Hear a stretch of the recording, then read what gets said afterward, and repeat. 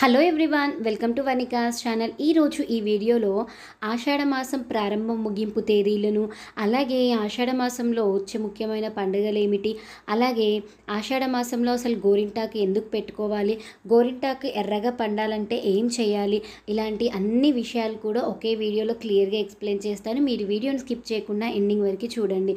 ముందుగా మనకి ఆషాఢ మాసం అనేది జూలై నెల 6వ తారీఖు నుంచి ప్రారంభమవుతుంది. 5వ తేదీన అమావాస్య ఉంది. అమావాస్య మరుసటి రోజు 6వ తారీఖు శనివారం నుంచి ఆషాఢ మాసం మొదలైపోయి ఆగస్టు 4వ తారీఖు ఆదివారంతో ముగుస్తుంది. ఈ ఆషాఢ మాసంలో మనకు ముఖ్యమైన పండుగలు చూసుకున్నట్లయితే 7వ తారీఖు వచ్చేసి తెలంగాణలో బోనాల పండుగ జరుగుతుంది. అలాగే 10వ తారీఖు స్కంద పంచమి ఉంది. 11వ తారీఖు కుమార షష్ఠి ఉంది. 17వ తారీఖు తొలి ఏకాదశి పండుగ ఉంది. 19వ తారీఖు గురు పౌర్ణమి. 24వ తారీఖు సంకటహర చతుర్థి ఉంది. ఆల్రెడీ మన ఛానల్లో జూలై మాసంలో వచ్చే ముఖ్యమైన పండుగలు ఏమిటి, అలాగే మనము శుభకార్యాలు చేసుకోవడానికి ఏ తిథులు అనుకూలంగా ఉన్నాయి అన్నిటిని ఎక్స్ప్లెయిన్ చేస్తూ క్లియర్గా వీడియో చేశాను.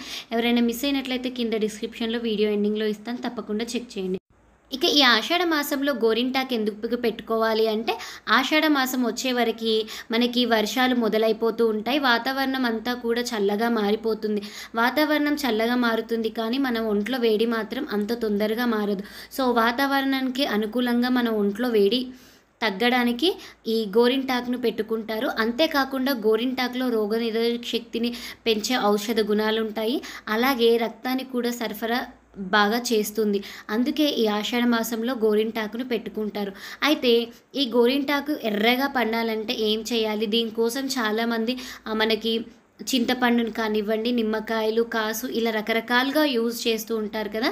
అసలు గోరింటాకు బాగా ఎర్రగా తక్కువ టైంలో పండాలంటే ఏం కలపాలో ఈ వీడియోలో చూపిస్తాను. ముందుగా గోరింటాకును ఒక మిక్సీ జార్లో వేసుకొని కొంచెం కొంచెంగా నీళ్లు పోసుకుంటూ బాగా మిక్సీ పట్టుకోవాలి. నేను తీసుకున్న గోరింటాకు అనేది చాలా లైట్గా పండుతుంది. అంతేకాకుండా నేను ముందు రోజే దీన్ని కోసాను. సో మీరు నా ఫింగర్స్ కూడా చూస్తున్నారు కదా ఎంత లైట్గా పండుతుందో. సో మనకి నూరేటప్పుడే గోరింటాకు రంగు ఎలా పండుతుంది అనేది తెలుస్తుంది. సో ఇలా పండని ఆకును కూడా ఎర్రగా పండాలంటే దీంట్లో నిమ్మరసాన్ని యాడ్ చేసుకోవాలి. అన్నిటితో పోల్చుకుంటే నిమ్మరసము యాడ్ చేయడం వల్ల మనకు గోరింటాకు అనేది బాగా ఎర్రగా పండుతుంది. ఇక్కడ తీసుకున్న క్వాంటిటీకి నేను 2 పెద్ద సైజు నిమ్మకాయల నుంచి తీసిన రసాన్ని యాడ్ చేసుకుంటున్నాను. సో యాడ్ చేసి నూరిన తర్వాత మీరు కలర్ చూడండి, ముందున్న కలర్కి ఇప్పటికి చాలా డిఫరెన్స్ వచ్చింది. సో మీరు కలర్ చూస్తున్నారు కదా వీడియోలో. సో నిమ్మరసం యాడ్ చేయడం వల్ల మనకు గోరింటాకు బాగా ఎక్కువ రంగు వస్తుంది. బాగా పండాలి అంటే ఒక 4-5 నిమ్మకాయలను కూడా యాడ్ చేసుకోవచ్చు. సో చూసారు కదండి, గోరింటాకు ఎర్రగా పండాలంటే మనం దాంట్లో ఏం వేసుకోవాలనేది నేను మరుసటి రోజుకి చూపిస్తున్నాను. కలర్ ఎలా వచ్చింది అనేసి ఫింగర్స్ జస్ట్ ఇది నేను నూరేటప్పుడు ముట్టుకుంటేనే ఇంత రంగు వచ్చింది.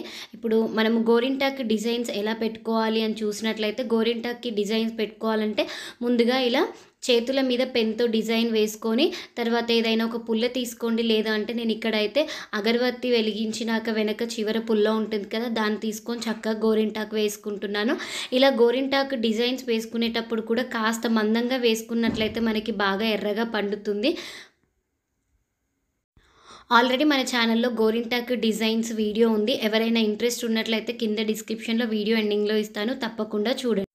ఎప్పుడు కనుక మీకు చందమామ పెట్టుకొని బోర్ కొట్టినట్లయితే ఇలా చిన్న చిన్న డిజైన్స్తో స్టార్ట్ చేయండి, చాలా బాగుంటుంది. సో ఈ డిజైన్స్ అన్నిటినీ ఒకసారి చూసేయండి మీరు కూడా. మీకు వీడియో నచ్చితే లైక్ చేయండి, అలాగే మీ ఫ్రెండ్స్ అండ్ రిలేటివ్స్కి షేర్ చేసి మీ అభిప్రాయాలను కమెంట్స్ రూపంలో తెలపండి.